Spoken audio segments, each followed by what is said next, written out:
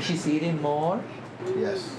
Dr. Chanel Rico tends to a 2-year-old pneumonia patient. So are you feeling better today? An all-too-common case on the Rosebud Sioux Indian Reservation, where Native Americans suffer from disease rates much higher than America's white population. How long ago did you break it? She works for the only U.S. government program that offers free, comprehensive health care to an entire ethnic group. The Native Americans who live both on and off reservations. The U.S. government's commitment to provide health care to the Indians stems from treaty obligations it's made with the tribes. But those treaties don't guarantee either the quality or full funding for that care.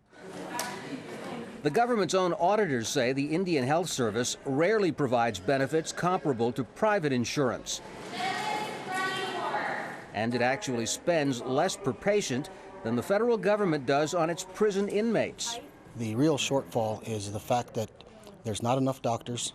The few that we have are too overwhelmed. You have to be like on your deathbed or going to lose an arm or a leg or an eye before they'll refer you out to a specialist.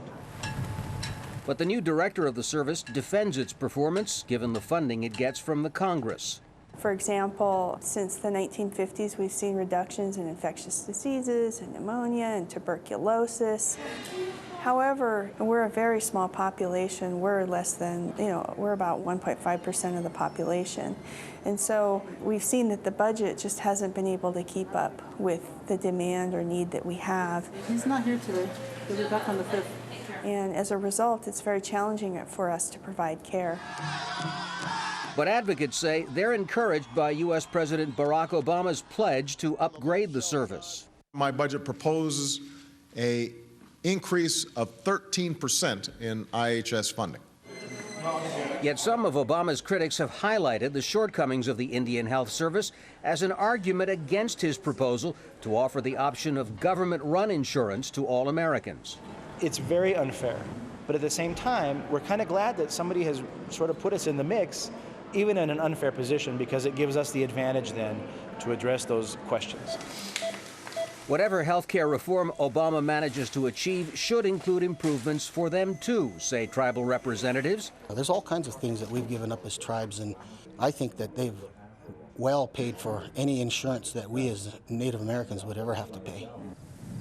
So often isolated from the mainstream of America, the country's indigenous people hope the nationwide focus on medical care can at least shrink the health gap between themselves and the rest of their country.